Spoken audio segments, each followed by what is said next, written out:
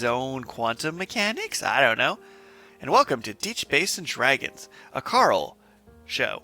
I'm Richard. And I am the Karl of the show.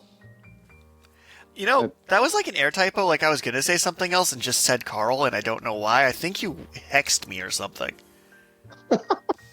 I am a wizard. No. So, What? before I give a full monologue of what D&D class you would be, it is not wizard. Karl, my friend, my buddy, my pal, is your best stat book learning? Yeah, you're right. I'm probably, well, maybe I'm a wizard that wants to be a cleric, you know? Like the healing I'm wizard. weirdly fine with you just being a straight up cleric. Like, that actually doesn't bug me. Like, it used to be like, yeah, Karl seems like a bard. He's on a unicycle playing a French horn.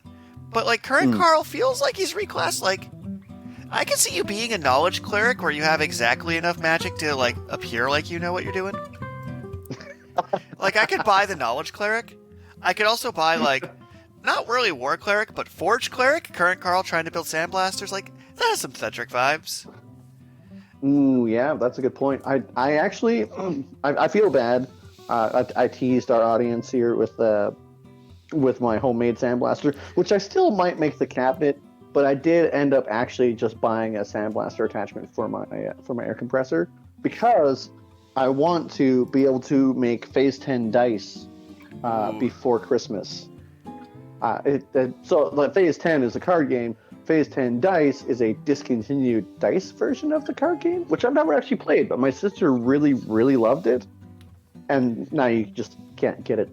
At least not in North America. I didn't check any of the foreign Amazon domains, but that's still fantastic. Like, I love the idea behind this. It's kind of like the custom rage deck. It's just such a fun idea. And that should be good to go, like, as soon as there's some buffer zone. But before we get into our main topic of the evening, what's new in the world of Karl, which you kind of started on, but I want to give you, like, a formal floor. Well, I mean, roll out the red carpet. That was just a side tangent, a side tangent update for ages old project that I told our audience I was working on. So our audience isn't upset that you didn't finish the sandblaster. Our audience is upset you didn't blow up in a sandblaster accident to become a D-rank superhero known as the Sandblaster, where you have a sandblaster for a heart. For a heart. Yeah, that air compressor is what keeps the blood going through your body. Try and keep up.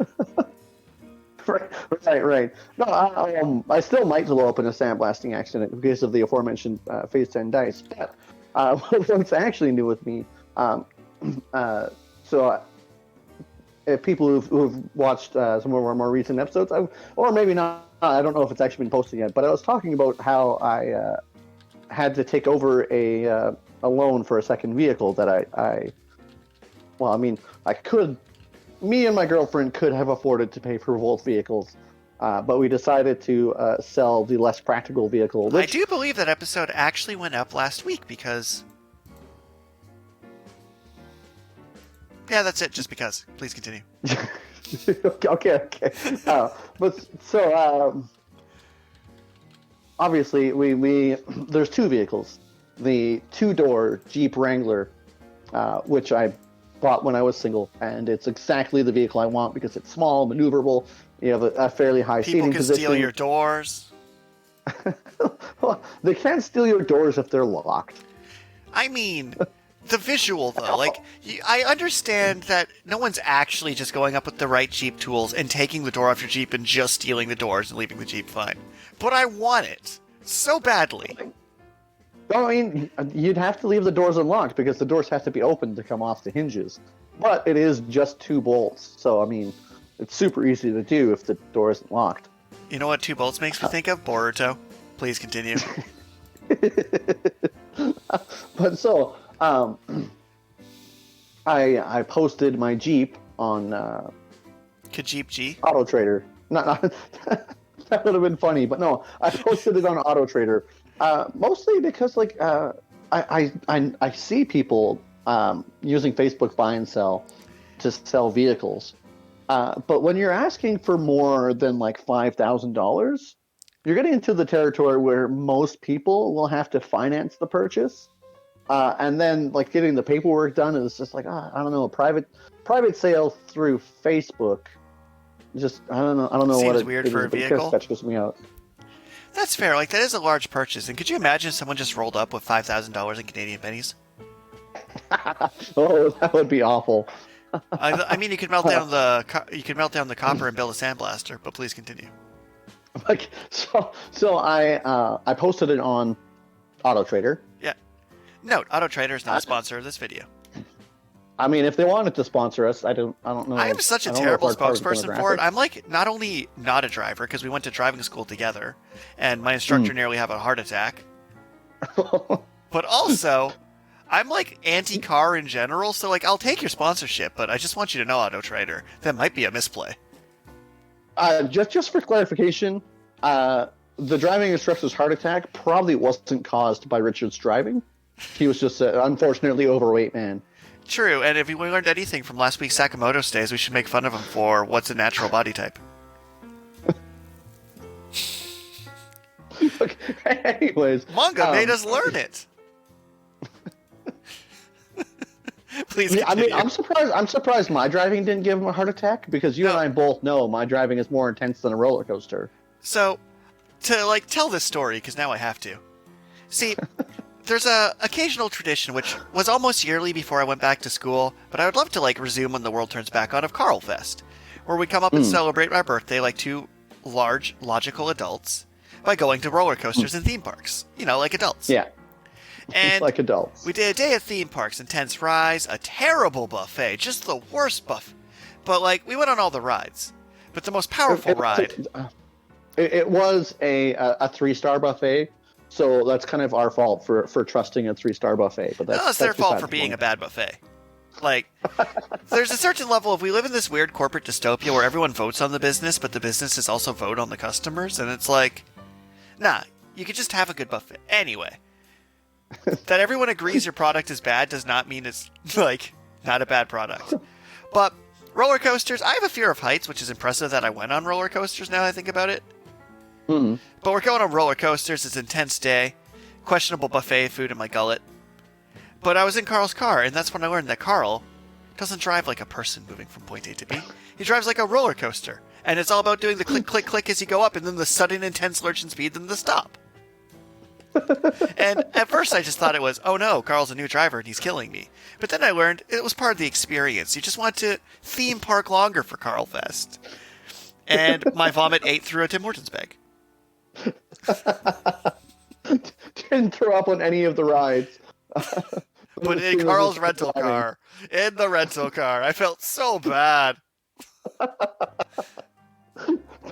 Okay, but still, speaking of cars, and this is a bit of a long story, I suppose, because You have 52 minutes. I believe in you. so posted on Auto Trader, as I've said several times before, in case you weren't following this episode so far, or maybe if you just joined us since we're streaming live. But I posted Yes, we're a live my Jeep podcast. Wrangler. That is a thing. The Just Chatting Chat has a mic and everything, and like a teacup. But so I was selling my Jeep Wrangler, and a lot of people from Alberta were expressed interest. The What? first time Alberta I- wants Jeeps? Shocking. Like, oh, wow. Like, hold the presses.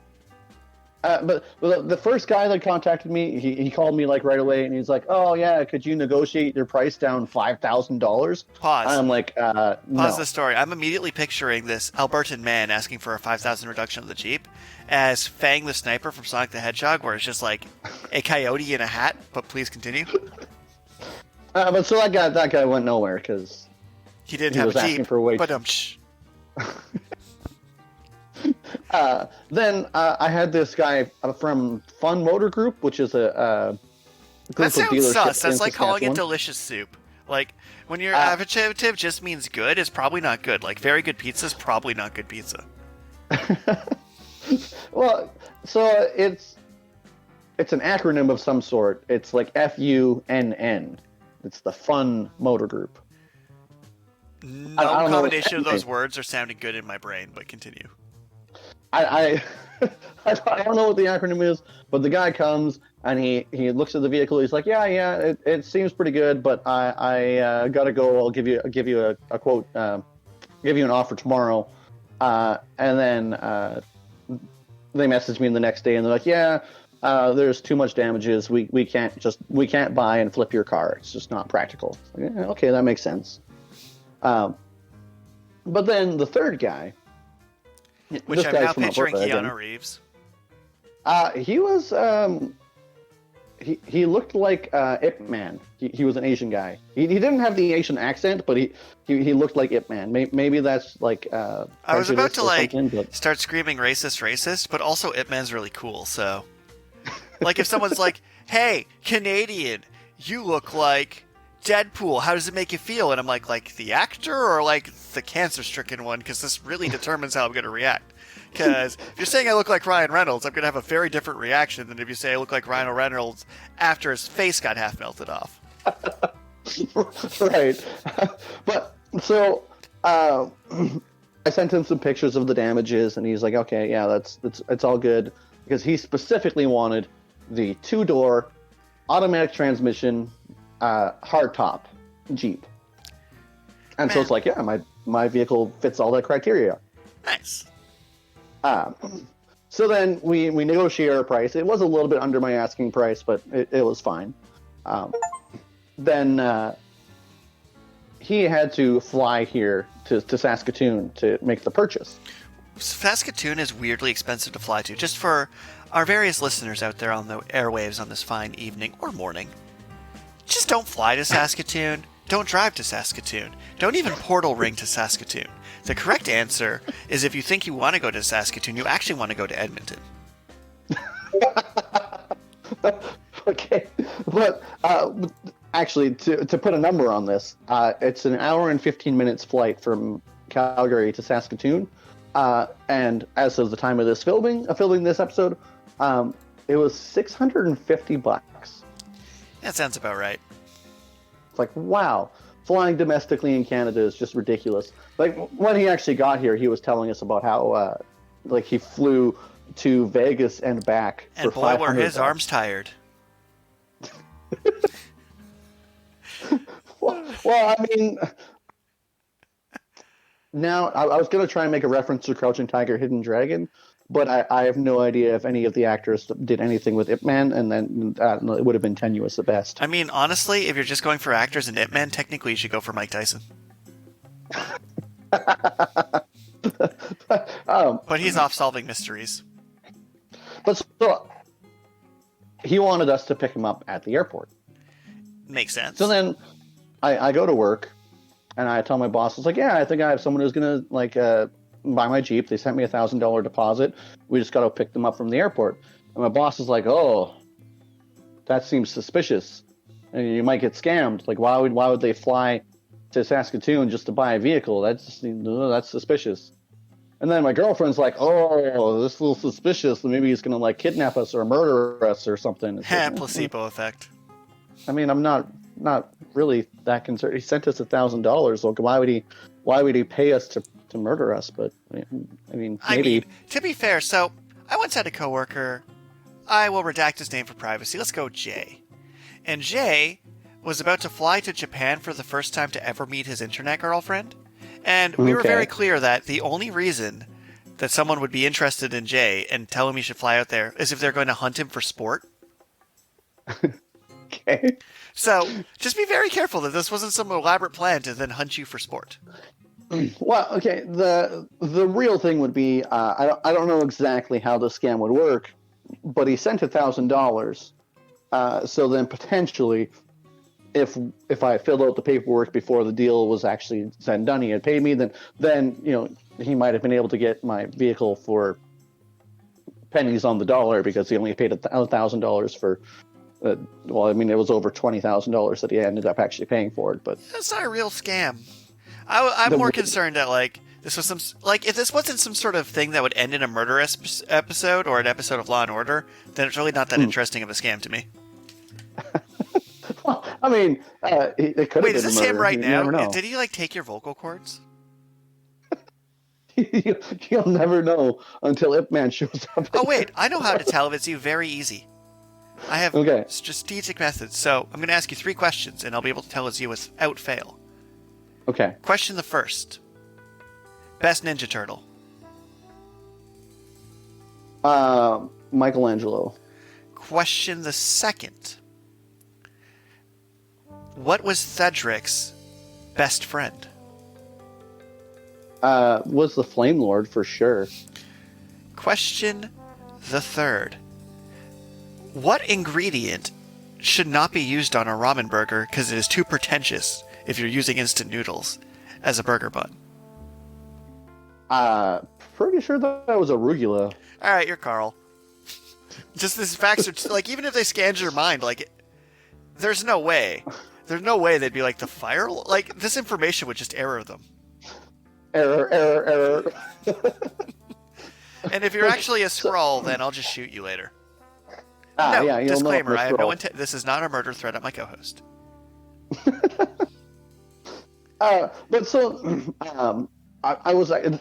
we agreed on the details on Tuesday, and then we agreed on the details on Wednesday, and he flew in on Monday.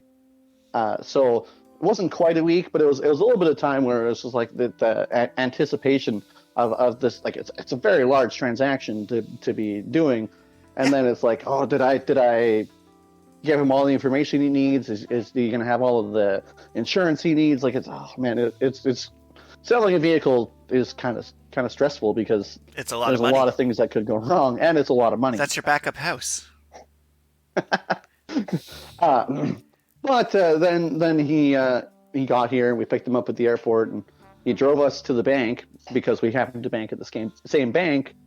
And I mean, I don't want to give out too many financial details. Oh no, just on our live stream / podcast, just give your bank branch number, your transfer number, the little code on the back of your credit card number, your blood type. Oh yeah. And while you're at it, just a map of your entire DNA. Well, I mean, so he did not have to finance the vehicle, as far as I can tell, because he just transferred the money straight to my account out of his business account. Nice.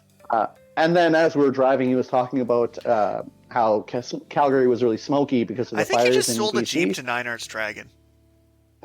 Maybe.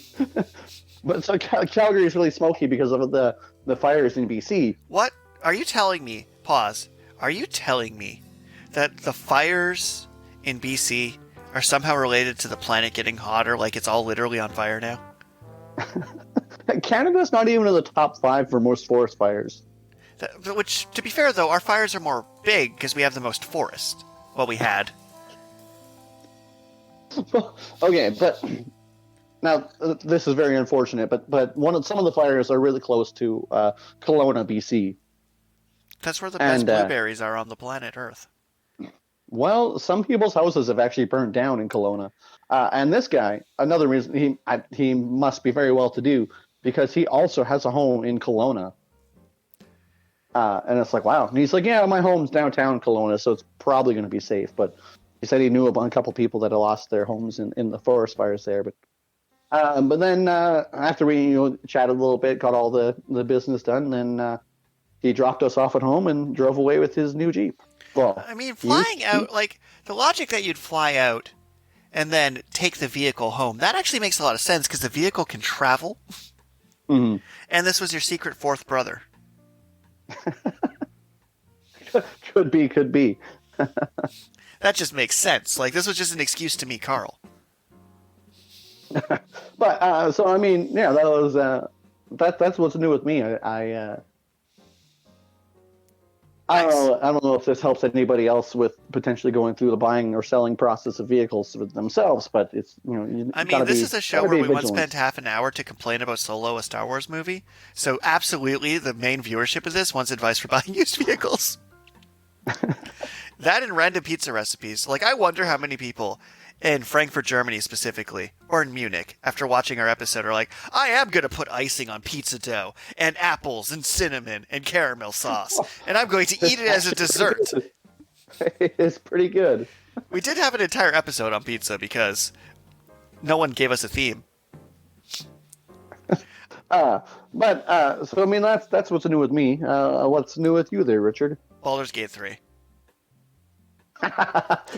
That's not new. It's been in early access forever. You make it sound like there's anything else I've done since we last met. It is a very compelling video game. I like to say as like a game designer and a writer, I was studying it for its rich narrative choices.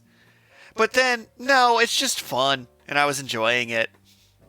Between that and the new Armored Core coming out after my student loans coming, which I'll use for studying because I'm a good student and not at all buy myself Armored Core with it. I'm a very how happy many person. Armored Core games? How many Armored Core games are there now? This is number 6 because they don't release them that aggressively. Huh. Considering it was a Yeah, PS1 game, that's pretty like conservative. That is quite conservative. Considering there was 4 Gundam Breakers.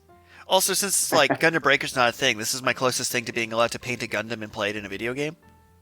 Because you know what me and you love doing? Playing co-op and versus in games, and then painting robots. Like, you see, the problem with Gunpla versus Warhammer is I think what me and you actually wanted, and it would have got all our money, is if they made a middle ground where there are miniatures of robots we could paint that we didn't have to assemble. Like, if it was like, yeah, look at these Gundam figurines that you paint up, it would be like, there we go, we nailed it. Like, Capsule Fighter was objectively a terrible, terrible video game, but it had Gundam painting. Like, I think we would play a game that was literally just Gunpla build and paint. Well, I mean, you do have to be able to pilot your Gunplas. That's a key part to the. Or else you don't get the full joy of painting it. That is fair. But then, oh man, that'd be so harsh if your paint got scratched when you were in battle. I just enjoy this visual where you're like, yeah, you need to pilot your Gundam. And then remember the mech you built in Gundam Breaker 3, which was just millions of funnels, and you just stood there and they just Skynetted someone to death? I'm like, yeah, definitely need to pilot it. You like had the recline setting up and we're drinking a mug cocoa. It was so good for PvE. Which is fair. Man, I would build... I remember my Blue Eyes White Dragon Epion, because I'm a cool person with cool interests. It could turn into a Blue Eyes White Dragon jet. Not actually, but headcanons. Well, I mean, the Epion could transform. Although, Gundam Breaker didn't actually have transformable Gundams. Which kind of makes sense, though, because if you're putting whatever parts on, you'd have to like put in all the matching parts to transform, in theory. Yeah, that's true. But so basically what's new with you is Armored Core 6 is coming out and Baldur's Gate 3, which you bought how many years ago? I don't even care. This game's amazing. So, like, it is the most accurate D&D simulator I've ever seen. And there's a scene where I literally, in the middle of a cutscene, walked up, someone was giving the help me help you speech, I stabbed them, pushed them out a window, they died from the fall, and I flew away, and then hid from the police for 3 days, and then continued the mission. Like, it's some D&D goodness. The game's like, oh, you specifically picked the opposite cleric to this cleric, now you get to have sassy banter. And I'm like, stupid game's a better DM than me. Game's a better DM.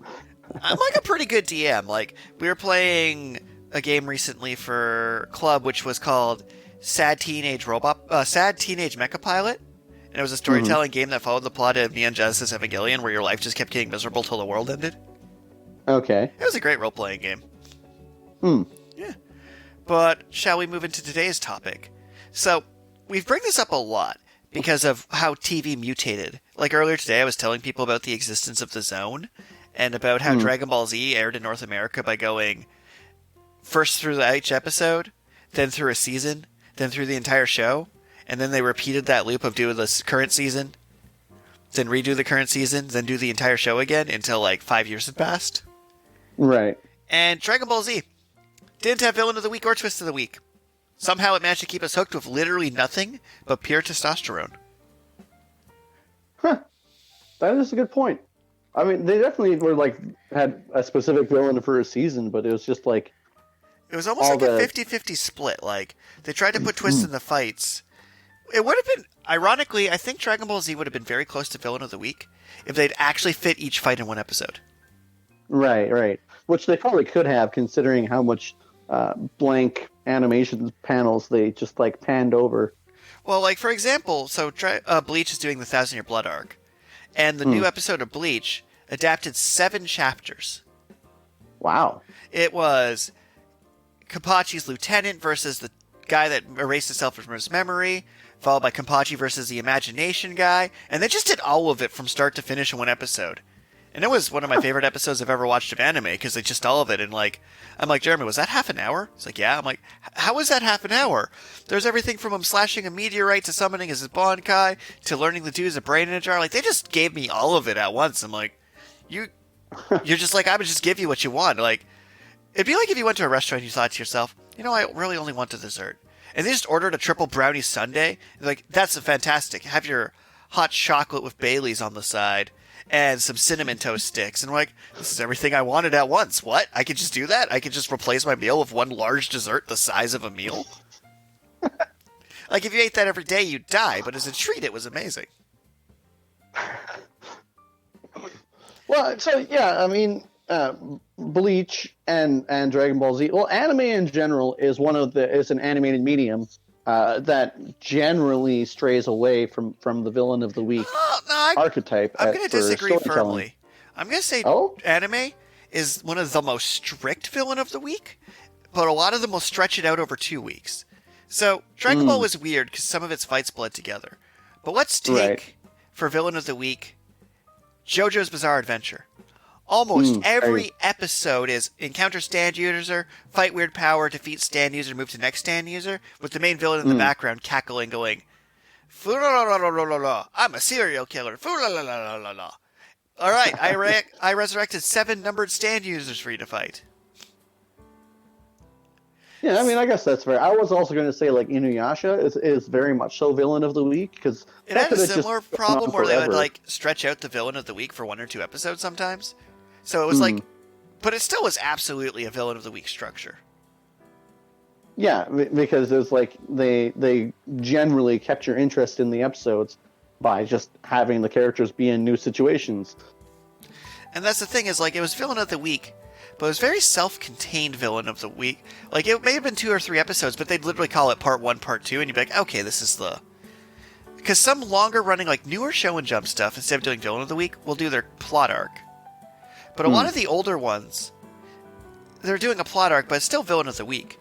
One Piece in the Kaido arc was infamous for this. It's gotten a little more complex now. But they did that thing where they set up every character to fight a character, and then each character fought that villain. And it's not strictly the Sailor Moon villain of the week where the villain shows up and you wrap it up as self-contained. But the numbered villain phenomenon, shout out to our much earlier episode of Numbered Villains, is very much villain of the week, but we've told you how many weeks in advance. Right. I think the most iconic show for villain of the week, though, Power Rangers. Well, I mean, Power Rangers is pretty iconic for sure. But I mean, like, I was thinking, like, the Disney Channel, when they made an animated series of any of their movies at the time, the one that was most memorable to me is Aladdin, the animated series. Aladdin was villain of the week? The animated series? I'm not familiar with Aladdin, the animated series. Well, yeah, definitely. It was 100% villain of the week. Because it was just an animated series with all the characters. They would come together and beat the villain of the week, and then everything would be resolved by the end. Like, there was one episode where Iago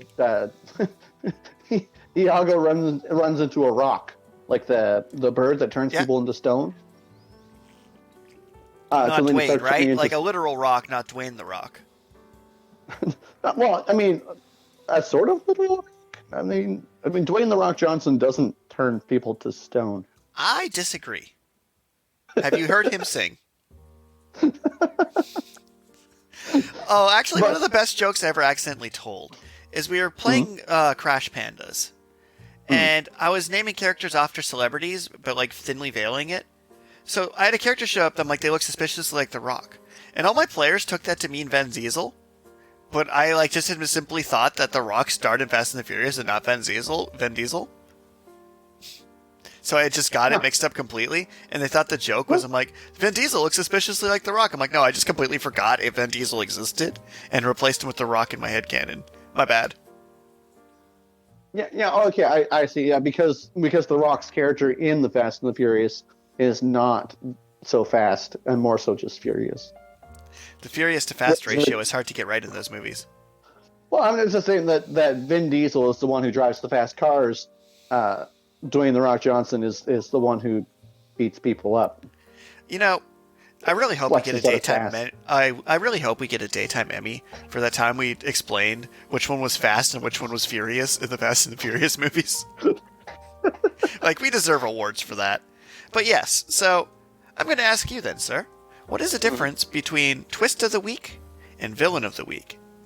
And give a couple examples, just to kind of explain this premise to our dear listener viewers, who might watch this later on YouTube with subtitles, because that is a choice for our podcast. Well, okay, so the Villain of the Week, as previously mentioned, and we've given a couple examples already. Goldar. But it's to maintain people's interest in the show, but also keep it so that you can drop in at any time and watch any episode, and you don't really need to know a lot of what happened before. Was Futurama Villain of the Week? I think Futurama was actually pretty distinctively Villain of the Week. Yeah, Futurama would kind of fall into the category of Villain of the Week. I mean, for Futurama, it would be more like Antagonist of the Week, because the lines between good and evil aren't necessarily so clear cut. But they definitely fight up against a different antagonist each week. Sometimes his mom is a repeat, but you're right, like, it's usually just like whatever happens to be like the plan or the plot, but there's almost actually often an identifiable villain in any given Futurama episode. They might not be evil, but they are acting the role as the villain. But so that's how a certain writing style. That's how you keep interest in your show. But then at the other end of the spectrum is what I'm calling Twist of the Week. And that's where there isn't a well-defined villain in any given episode, but there's a consistent narrative that they're telling, and the end of every episode is some sort of twist reveal. So interestingly enough, I think this is an OG sitcom trope of all things. Oh? Not sitcom, sorry, soap opera trope. Yeah, that would make sense. So that'd be kind of where it would begin, because like Days of Our Lives. The Young and the Restless was the one that was just finishing up when I got home from school, and I'd watch the end of the episode with my mom, and it would be a twist every time. Every time. I would never be adequately explained to me because I had no context just catching the end of the show. Not to be confused with the show that followed up afterward, that crossing over show where someone just preyed on people's gift and did terrible fortune telling on national television and somehow isn't in jail for fraud. But the examples that I was going to give, I've mentioned Prison Break either on our stream or on Break. our. But it's like every single episode, it's like things are going. I need to pause for a moment. So I like to imagine you have a tattoo on your back for breaking out of the Jeep, and it just shows the 2 bolts and a wrench. Your ex-Jeep, sorry. Please continue. But another show that's really bad for this, well, not bad per se. Like Iconic. I say, it's a choice. You're going to say Lost, right? Well, Lost is definitely iconic in that regard. Was Lost I was going to say Westworld. Oh, yeah, but Westworld is good. Well, it's debatable. I mean, I do like a lot of the premise and whatnot, but me personally... Westworld is a higher percentage of good than bad if I'm giving binary ratings to things. It is more good than it is bad. I mean, again, that is fair. One of my problems with Twist of the Week is that... you have a day if job? You miss it... Well, if you miss an episode, it's really hard to just drop in because the previous episode just gave you some sort of bombshell or some sort of piece of information that you'll actually need to know for the next episode. What's interesting is, so Twist of the Week was definitely, in streaming worlds, you can get away with it. Mm. And there's a few shows, like my brother will watch their Netflix exclusive whatever, that are twist of the week, like, what was it called? Like Kingdom of None, which was about Uhtred, son of Uhtred. Anyway, and these shows, I can't just sit down and enjoy because I have no idea what's going on. My favorite shows to just walk in the other room and have playing where I can just sit down and enjoy it, long-running anime. Because at any point, I sit down, and even if it's an anime I've never seen before, like say it's just Hunter x Hunter and I haven't seen it, it's not hard to get up to speed in Hunter x Hunter. The first 5 minutes will give you the recap you need. You'll ask a couple questions like, oh, who's the psychotic clown? Villain? Okay, I could have figured that out, and you're good to go. Like, if you hit a show and jump anime and the guy who looks like the Joker is the protagonist, honestly, flex. Slay King. Well, I mean, so there is a middle ground, which I have found in my experience is mostly like procedural dramas, like Law and Order or The Mentalist. Wait, is Law and Order not a villain of the week? I thought the villain of the week was a literal real-world villain every week. I mean, I guess Law and Order is... Law and Order tries a lot harder than most other shows to actually have the characters growing and progressing and having their own storylines distinct from the villain of the week, which is kind of where, like, why I'm saying that it's kind of like this middle ground where there's this undercurrent of what the main plot is with the characters that you're following, but then there's this overlayer of the actual plot of a given episode. What's kind of funny is a lot of the self-contained episodes where you can watch the season and get a story, but each episode's self-contained, is definitely from the days of TV reruns, and you can't have that confidence people would watch every episode. Interestingly enough, like, Brooklyn Nine-Nine's another good example where characters get married in drama and what have you. But that part's really easy to catch the viewer up on. Like, if you're watching with Jeremy in a season pass, you're like, oh yeah, they're married now.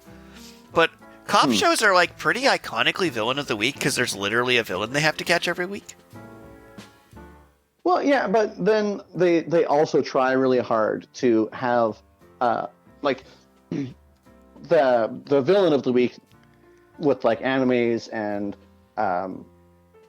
North American animated cartoons as well. As not that that's the only example of villain of the week, but those characters, the draw to the show is seeing those characters in a variety of different situations. You know, I'm going to go on a tangent here. I'm about to take you on a spiritual journey. Mm-hmm. So I actually watched, there's one show in mind that started as a villain of the week and then switched to a twist of the week partway through to the best effect I've ever seen in TV, and it was Reboot. So the first season of Reboot was just, here's a character, a game comes down, you fight it. But the thing is, the actual plot was usually like whatever personal problem was going on with the characters, and then the game was more like a metaphor to help them deal with it. Like, Bob was a control freak for a bit, so then he got a game where he had to play as the rogue, and Mike the TV was the mighty warrior. But then you get to season 3 of Reboot, and something magical happens. They beat up the protagonist, launch him into space, and then have a serialized, ongoing story from that point on. I'm like, it was a smooth transition.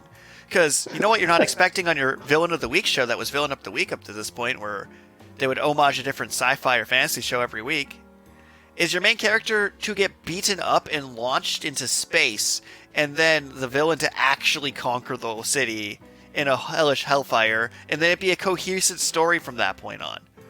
Because you don't expect the pivot. The pivot got me so good. Well, but then there's another show I have in mind, Adventure Time, where the world building felt so big because it's just the very first episode. He's just walking around singing an auto tune, and then Jake is like, "Oh, hey Finn, how'd you learn to do that?" And he's like, "Oh, because I ate that robot last week or whatever it was." And it was like that was the first episode, and it kind of felt like maybe there was something you missed, but then it turned out to just be Villain of the Week, whatever crazy shenanigans they wanted to get up to, whatever crazy story they wanted to tell, and then I personally did not enjoy the transition. Like they didn't even really transition to Twist of the Week. It was that they just tried to transition into like a personal drama about these characters, and it's like, this isn't what I signed up for when I watched the first 3 seasons. It's interesting when shows pivot, right? Because, like, to give Arrowverse, for example, Arrowverse was peak villain of the week. Like, The Flash was literally new metahuman each week. And then, like, yeah, but we have a season-long villain in the background doing things. So that's actually kind of iconic of the format. Like, when you think about Sailor Moon, there's always like, oh, the main general's trying to collect the MacGuffins to do the MacGuffin for the MacGuffin reason. But then you throw your villains each week to like, okay, if you miss an episode, and it's semi-self-contained, so if you watch them in sequence, you get a better story, but if you miss one or two, it's not the end of the world. But the streaming series are going, let's make it a 27-hour movie. And so that way, instead of like it being self-contained arcs or stories, you have, hey, we need to keep throwing twists in. Like, ironically, my favorite example for Twists of the Week is Code Geass, because they had to end an episode with a world-shattering plot twist every week or your money back. It was a money-back guarantee, for sure. And, like, I really enjoyed that show. Although I recently went through it again, and it's like, yeah, it holds up okay, I guess. But, like, it was definitely, at the time, like, oh, this is cool, edgy. But weirdly enough, I find the self-contained episode arcs typically do better on rewatch for me than the long contained mega movie. Like, I'm more likely to watch random episodes of Batman the Animated Series than sit through Justice League for 5 hours, even if I were to break it up into 20 episodes.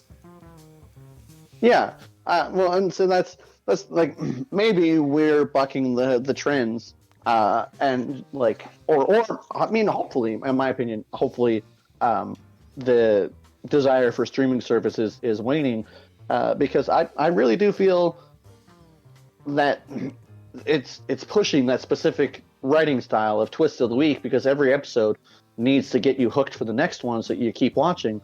But it's I find it irritating if you like miss an episode, or if you miss a small detail and that was part of the twist, and then you're just completely lost. Well, it's kind of funny is lost. So me and my brother are watching Star Trek Strange New Worlds, which is fantastic, by the way, because they put a lot of... So, Star Trek started as, like, the most woke show on TV. I know it's ironic because aliens and bikinis were a recurring theme, but at the time, it was actually an absurd... A woman had a job in that show. And it was, like, the first interracial kiss on TV. And they also had the first openly gay character. They also had the first openly Cherokee character. Openly Cherokee? Who actually, like, talked about his culture and beliefs. And wasn't, like, used as a stereotype. I shouldn't laugh, but that is an accurate but funny statement to make. Because, like, yeah, like, shows Openly before that Cherokee. had Indians. They didn't have I'm Cherokee and explain what that is. As, like, an actual identity. Although it is funny to go back and watch Star Trek's Voyager and have him refer to himself as Indian, because I'm like, did the native community switch to being native, or did the government switch it to being native? Because they're still not either of those things. He was Cherokee, like... And anyway. Moving on from... So you're watching Strange New Worlds? Yes, and what's funny is they did a thing old Star Trek shows used to do, where when they show you, like, previously on, but only show you the previously on scenes that will directly apply to the episode you're about to watch, accidentally spoiling what the episode's about. Because they're like previously on, and then it shows some of the Gorn and a couple of which are like lizard people with gemstone eyes that look really tacky that decide to make a real threat. And a couple other characters, and it's like, oh, so this is going to be a Gorn episode. And Star Trek's always done that. When an episode's a callback, they'll like show a flashback to the episodes that it calls back, so that way if you watch them independently. But like for a streaming show, I'm surprised they did the previously on and showed the relevant scenes, because they didn't just assume that you'd done it. And it also really... I prefer weekly release dates. I know I might be an outlier, but like the new season of Futurama is coming out weekly. I like the ritual of doing a live watch with my friend. I do have a friend who's not you. It happens once in a while. I do like doing the live watch along, because that is the only way. Like, even though we're not watching it when it comes out, we watch it the day it came out, which means we can talk about it, but we don't have to talk about different chunks of it. Because I find when a show comes out binging, it's hard to discuss because you kind of like have to wait for someone to finish the entire show, because you have future knowledge they don't, unless they did the whole show. So I shout out Film Theory all the time, because the theory channels on YouTube are just they're 4 of the most popular channels on YouTube, and B, I just enjoy their content. Yay. But Film Theory actually did an episode about Netflix and how when they release a whole season all at once and people binge through it, then plot holes become more apparent because you've watched it, everything's so fresh. And the anticipation and the discussion with your friends and family about what this episode was and what the next episode could be and the theories, you don't have any time or space to breathe and process that and build your theories. And then also, if they're not released weekly, then people forget about them.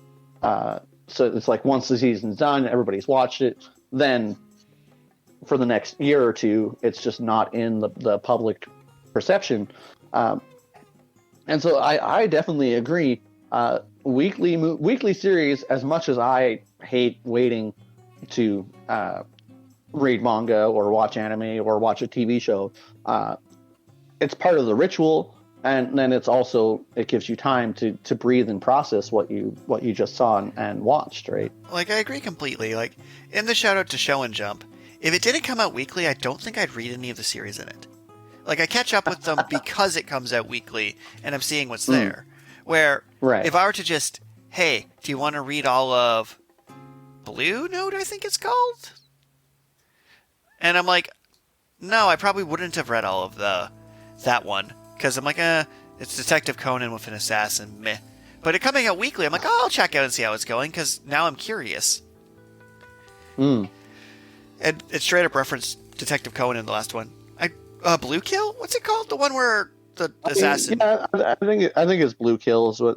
I'll pull it up right here. But yeah, like, I like the weekly releases, and it's kind of funny, is a lot of manga, like, I'll binge when I discover it, but if it, like, isn't weekly releasing, and I don't pirate as much as I never pirate it. I'm alive on the internet. Of course I've never pirated. But if I were to be a pirate, like, I'd lose interest if it wasn't updating at a good frequency when I would think to check it. Kill Blue is the series. Yeah, I don't know if I recommend it, but I will check in on it weekly. But if I had to read it in one chunk, I don't think I would have. Not everything's Full Metal Alchemist, which is an example of doing neither, by the way. So Villain of the Week and Twist of the Week, for the record, I don't think either are particularly good as storytelling devices. Because you want to weave your suspense and your twists and your fights and your characters all together in a cohesive, clean narrative. Like, Full Metal Alchemist is just great. I personally, it's a completely different genre and style, but I personally think that the writing for Chainsaw Man is getting pretty close to the writing for Full Metal Alchemist. I hate that I agree. See, the thing is, Chainsaw Man looked like it'd be Villain of the Week, and then decidedly wasn't. Like, it started with, like, okay, I see the formula of the show, and then it's like, no, I don't. I thought I found patterns, but there aren't any. This is just chaos. This is just chaos theory. Yeah, every time you think you've got it figured out, then, it's really good at placing the twists at the key moments where it's like, you think you got it figured out, and then it's like, no, there is something else going on. What's interesting, too, is, so manga has an obvious part where, obviously, you make the last panel the twist. Chainsaw Man doesn't always do that.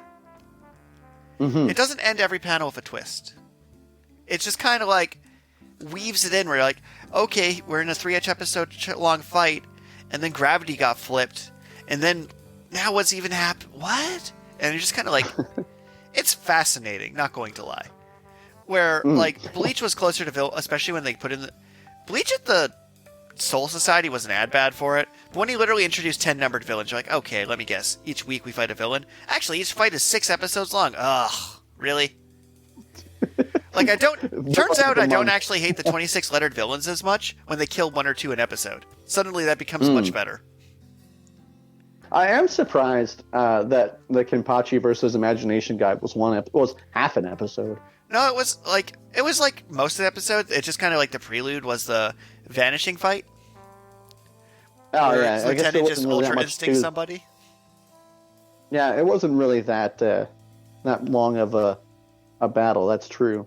But that guy just got rickety wrecked. So clean, and I'm like, this is just beautiful animation. I still love the core joke of that fight where the guy could imagine anything, but he couldn't imagine himself stronger than the guy he was fighting, so he lost.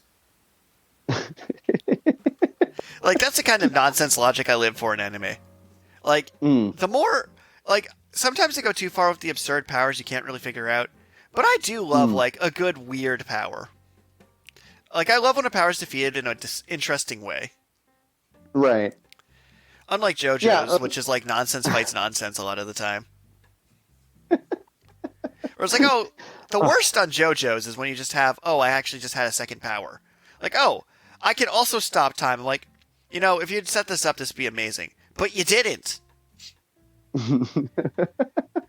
Or it's like, this is Gold Experience Requiem. It does things.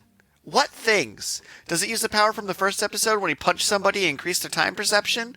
Because that's a thing you did once and never did? Why did the frog reflect damage? You just stopped having the frog reflect damage. What the heck, part 5?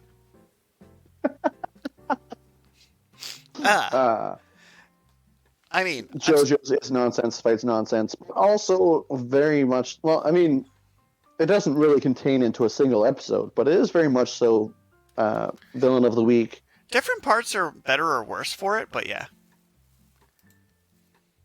Well, like, I mean, it's Villain of the Week, but it's also very much so Twist of the Week, too. Because, again, a manga is really bad for this, and then it translates into a lot of the anime, where that last panel, something crazy has to happen. Although, I do love when the last panel doesn't have something crazy. Like, there's one of my favorite Bleach panels where it just ends like, and your sword is finished, and he's like, just holding the sword, it's like, my sword is me. Like, that's not a twist, that's just cool. Yeah. So, I mean, I definitely agree. I'm not really a huge fan of either end of the spectrum. And I've just found that the middle ground in terms of North American television tends to fall into the procedural dramas where there's an underlying story arc where the specific characters, like, for example, The Mentalist is about this guy, and he's really... good at Mentos. He debunks psychics. No, he debunks psychics and other paranormal phenomenon like seances and... Yeah, he's a buzzkill. I mean, and then so each episode there's like some sort of weird phenomenon that he has to figure out how they pull off their trick, and then underlying that is him trying to solve the murder of his wife. I mean, to follow up on this train of thought, one thing I think is the difference between Twist of the Week and a good show is, did you write out the entire plot in advance? Because I've noticed that a lot of Twists of the Week don't feel like they knew where they were going. Like, Lost did not feel like it. Like, they're like, there's a polar bear here from the kid's drawing. Well, the kid left the show, and we didn't really think that far ahead. Or like, there's just a lot I find that Twist of the Week is terrible when you don't actually have an overarching plan for your show. And a lot of shows will just be like, okay, we're going to do Twist of the Week, and we kind of know what we're going to do for our first season. And then the first season does well. Like Stranger Things, the first season was planned out. Well, it feels like it anyway. Right. And then each new season's like, all right, now we need another season of Twist of the Week. And they end up like reusing the same twists because they're like, well, we didn't actually plan for this. So now we just kind of have to repeat the same plot twists. Right. Because and then go ahead. This actually comes around to something that I think I've said before in our podcast, and that is, for manga, I'd say it's about 150 chapters before it, like, generally speaking, the story runs out of steam. Like, if it's still going after 150 chapters, it loses its magic because it feels like they don't actually know where they were going. Or it's One Piece, which is somehow doing well. Like, he actually drew, like, on his wall. The story arc for One Piece is ironic because it's literally a map of islands you can go to and chart. But it's like, no, there's like this overarching plot has actually been schemed for a truly stupid amount of time. Right. But don't be One Piece, new artists, you'll die. Yeah, there are very few artists that are capable of, like, the level of J.R.R. Tolkien, for example, where he created, like, languages and created a whole fleshed out world with thousands of years of history, to tell the 3 books for the Lord of the Ring plus the Hobbit, and it's like, that's a great aspiration, but realistically, you should just try and keep your story shorter and more to the point, so that way you don't end up reusing plot twists. And you know what was a fantastic mediocre series? The manga for Soul Eater. That was like the perfect length, where it didn't feel villain of the week. It had ongoing plot. Everything reached clean plot conclusions. Like, it was just a solid manga. Lucifer and the Biscuit Hammer was also really solid. Although, you know what I love? Chekhov's twist. Where you did a twist, and you don't realize it until it pays off like a week later. Or, in that case, 2 years later. Yeah. Because, like, oh, I had a dream, and then it was revealed that was a twist later? That was great. Retroactively turning something into a twist smoothly? Oh, that's peak. That's quality. That makes my brain fire the happy chemicals. Yeah, again, it's really, really hard to get those loose ends and actually tie them in cohesively when your story runs for too long. And I mean, I'd arbitrary number, like I say, and it's specifically for manga, 150 chapters, most series. Once they get over that, then they lose some of their magic. I actually have the same number for TV shows. That's arbitrary as well. For Villain of the Week, 6 seasons in the movie. For a cohesive, twisty plot line, 48 episodes. So that would be like at most 4 seasons. Yep. 4 seasons is about as long as you can run a structured, well thought out TV series. Like 52 episodes is where most anime are able to maintain a cohesive, clean story before it implodes. Yeah. That just seems to be the case. 24 episodes if you're going to be quick with it. Like Cowboy Bebop, tight 24. Samurai Champloo, tight 24. Tight 24. Toy like a toiger. Tight like a twiger. Disney's Gargoyles, tight 48. Really? I think so. Gargoyles was only 48 episodes? I'm double checking. I might just be wrong. Maybe you only watched the first 48 episodes and then after that it fell apart. All right, it was 78 episodes. My bad. Ah, all right. Still a pretty tight runtime, though.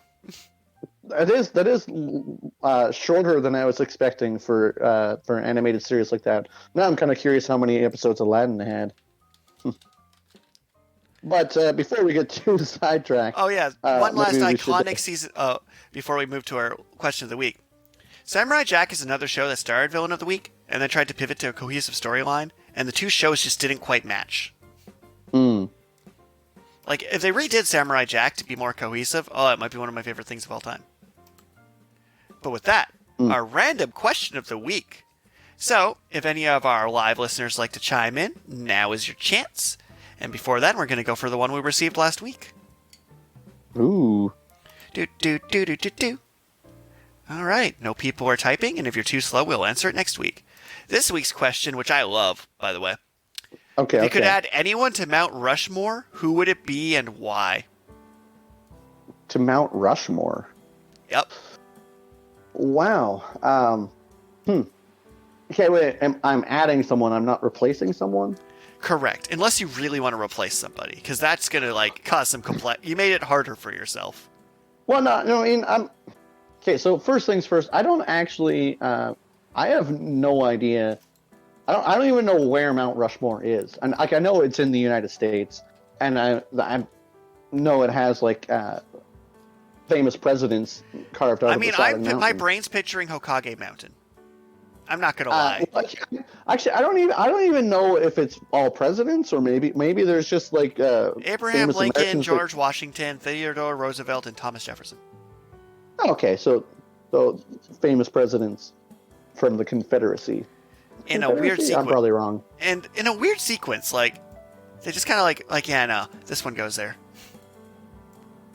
Because Lincoln was pretty far down the list. So is Theodore Roosevelt. They're like, no, these are just the 4 I liked most. Deal with it.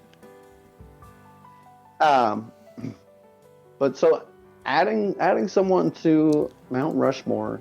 I mean, if it's an easier question, you have a Hokage Mountain to add 4 people to. No. I really do. I think I want to add Dwayne the Rock Johnson. And the reason he should be obvious. I can't top that. I just can't. Like, I had a bunch of troll answers prepared. I was going to be like, oh yeah, do a half, like a two-face, half Obama, half Trump. Because that would be profoundly nightmarish. Yeah.